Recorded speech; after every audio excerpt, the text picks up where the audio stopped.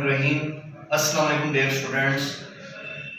आज के टॉपिक के साथ प्रोफेसर यासिर आप लोगों की खिदमत में हाजिर। मेरा आज का topic law of conservation of linear momentum from chapter number 3 isolated system वाला। टॉपिक की तरफ चलता हूँ, डेफिनेशन से स्टार्ट करूंगा। टॉपिक मेरा है law of conservation of linear momentum. Law of conservation of linear momentum definition पर चलता हूं। The total linear momentum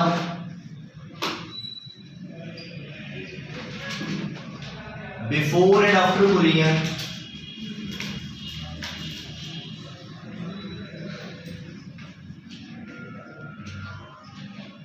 for an isolated system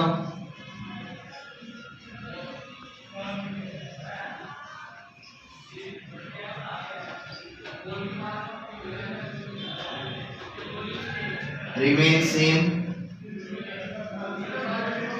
called law of conservation of momentum। Definition के बाद मैं चलता हूं डायग्राम की तरफ। दो इंटरेक्टिंग बॉडीज हैं, दोनों बॉडीज की मैसेज का नाम m1 m2, velocity v1 velocity v2, दोनों एक दूसरे के साथ स्ट्राइक करेंगी। After striking with each other एक पॉइंट के ऊपर उनके ऊपर अपोजिंग फोर्स अमल करेगी। एक फोर्स राइट में, एक फोर्स लेफ्ट में। एक फोर्स का नाम F, दूसरी फोर्स का नाम F प्राइम। इंटरेक्शन के बाद, कोलिजन के बाद वो दोनों रिकॉइल हो जाएंगी और जाएंगे फिर भी उसी डायरेक्शन में जिस डायरेक्शन में ये पहले थी। इस डायरेक्शन में मैस तो वही रही लेकिन वेलोसिटीज चेंज होगी। एक का नाम v1 प्राइम और एक का नाम v2 प्राइम। आइए मैं मैथमेटिकल स्टेप्स की तरफ चलता हूं। तो जरा गौर कीजिएगा, मैंने लिखा है यहां पर कि total linear momentum before and after collision for an isolated system remain same या कांस्टेंट। इसे हम नाम देते हैं law of conservation of momentum का, कि किसी भी आइसोलेटेड सिस्टम में दो चीजें टकराने से पहले और टकराने के बाद मोमेंटम क्या रहेगा, सिस्टम का कांस्टेंट रहेगा, सेम रहेगा।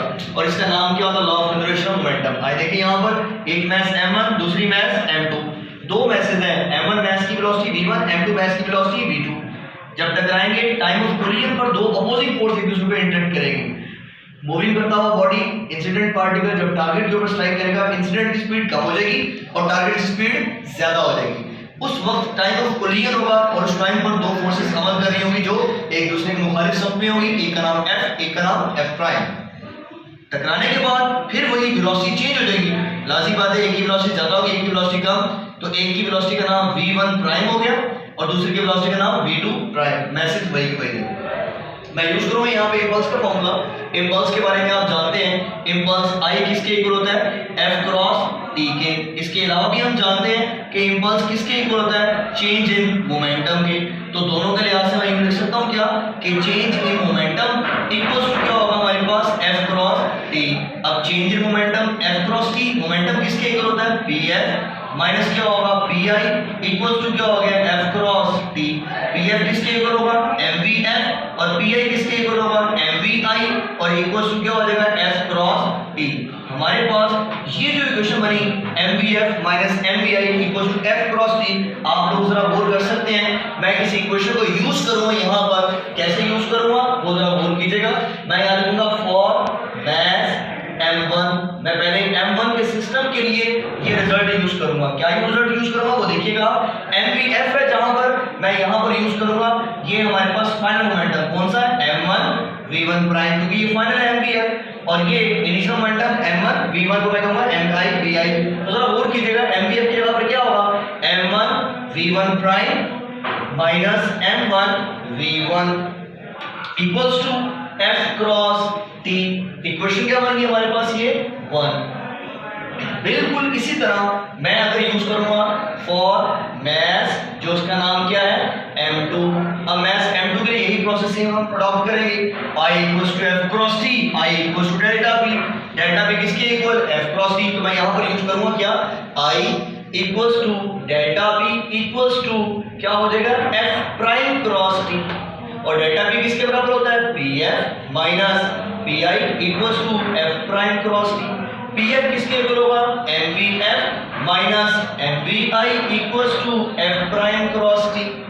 MVF किसके इक्वल होगा? अब यहाँ पर देखिएगा मास m2 है, पहले सिस्टम का मास m1 था, अब m2 मास के लिए फाइनल मोमेंटम ये वाला, और ये वाला कौन सा मोमेंटम? Initial momentum. तो फाइनल में से क्या माइनस करेंगे हम? इनिशियल। तो देखिएगा फाइनल क्या बनेगा? m2 v2 prime minus m2 v2 equals to f prime cross t। This is equation number 2। अब हम क्या करते हैं? ऐड करेंगे हम। क्यों ऐड करें? क्योंकि हमें टोटल सिस्टम की बात करनी है, सम ऑफ सिस्टम की बात करनी है बिफोर एंड आफ्टर कोलिजन। तो मैं कर रहा हूं एडिंग 1 एंड इक्वेशन नंबर 2। तो देखिएगा क्या बनेगा result? m1 v1 prime minus m1 v1 और प्लस करेंगे क्या? m2 v2 प्राइम और माइनस करेंगे हमारे पास क्या? ये minus m2 v2 equals to क्या हो जाएगा? ये दोनों रिजल्ट f क्रॉस t और इसमें प्लस करेंगे हम f प्राइम क्रॉस t। इन दोनों में से देखिएगा क्या कॉमन आ रहा है? t कॉमन आ रहा है, तो f plus f prime into t। बाकी रिजल्ट क्या बन गया? m1 v1 prime minus m1 v1, इधर m2 v2 prime minus m2 v2। अब इस डायग्राम में देखिएगा यहाँ पर मैंने क्या कहा था? f और f प्राइम आपस में क्या है? एक दूसरे के अपोजिट। तो इसका मतलब मैं यहाँ लिखूंगा क्या? वी नो दैट कि f equals to minus f prime. Forces की मैग्नीट्यूड इक्वल है, डायरेक्शन क्या है? अपोजिट है। तो जहां पर मेरा f है वहां मैं क्या लगा दूंगा? माइनस f प्राइम लगा दूंगा। तो इक्वेशन क्या बनेगी? गौर करें, m1 v1 prime m1 v1 m2 v2 prime m2 v2 minus f prime plus f prime into t। ये आपस में क्या हो गए? कैंसिल हो गए। रिजल्ट क्या आ गया हमारा? 0। तो रिजल्ट क्या बन गया? m1 v1 prime minus m1 v1, इसी तरह m2 v2 prime minus m2 v2। अब क्या करेंगे? जो प्राइम वाले उसको एक तरफ और जो बिना प्राइम के उनको एक तरफ। तो थोड़ा गौर कीजिएगा, मैं यहां से ऊपर चल रहा हूं इस तरफ, m1 v1 प्राइम माइनस और इधर पे क्या है दूसरा? m2 v2 प्राइम इक्वल करें कौन सी चीज? जो बिना प्राइम के m1 v1 plus m2 into v2। अब ये क्या चीज है? हमारे पास ये जो m1 v1 और m2 v2 है, ये क्या है? ये m1 v1 प्राइम के और m2 v2 प्राइम के इक्वल हो गया। लेकिन हमने क्या कहा? This is the collision of system. ठीक है, ये कौन सा है? कोलिजन है या मोमेंटम है, आप ये कह सकते हैं ये मोमेंटम है,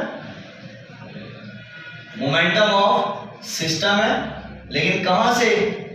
बिफोर कोलिजन। ठीक है, ये मोमेंटम ऑफ सिस्टम है क्या? Before collision. और ये इक्वल हो गया, किसके इक्वल हो गया? ये मोमेंटम ऑफ सिस्टम लेकिन आफ्टर कोलिजन। इसका मतलब ये हुआ हमारे पास टोटल मोमेंटम क्या रहा? सिस्टम का सेम रहा। This is called law of conservation linear momentum. इसमें एक चीज डिफरेंट थी जिसको हमने क्या नाम दिया? आइसोलेटेड सिस्टम का। तो याद रखिएगा आइसोलेटेड सिस्टम क्या होता है? A system is said to be isolated if all the particles in a system are exerting force over each other and all the internal particles will remain shielded from the exterior point या from external side। Surrounding से वो बचे रहें। जैसे gas का cylinder है, तमाम particle उसके अंदर इंटरेक्ट कर रहे हैं, एक दूसरे के ऊपर फोर्स एक्सर्ट कर रहे हैं, बाहर से कोई फोर्स उसके ऊपर अमल नहीं करती। इस किस्म के सिस्टम को हम क्या नाम देते हैं? Isolated system. तो ये आइसोलेटेड सिस्टम का कौन सा मोमेंटम था? Linear momentum. चैप्टर नंबर 5 में आप एंगुलर मोमेंटम की बात पढ़ेंगे, इसलिए मैंने यहाँ वर्ड यूज किया लीनियर मोमेंटम का। लीनियर मोमेंटम और एंगुलर मोमेंटम फर्क है। लीनियर मोमेंटम स्ट्रेट लाइन में होगा, एंगुलर मोमेंटम सर्कल में या एंगल के अंदर होगा। तो ये हमारा लॉन्ग क्वेश्चन था स्मार्ट सिलेबस का। उम्मीद करता हूँ आप लोगों को समझ लग गया होगा। आप लोगों से रिक्वेस्ट है मेरे इस चैनल को लाइक करें, सब्सक्राइब करें। Thank you very much for watching my video. अल्लाह हाफ़िज़।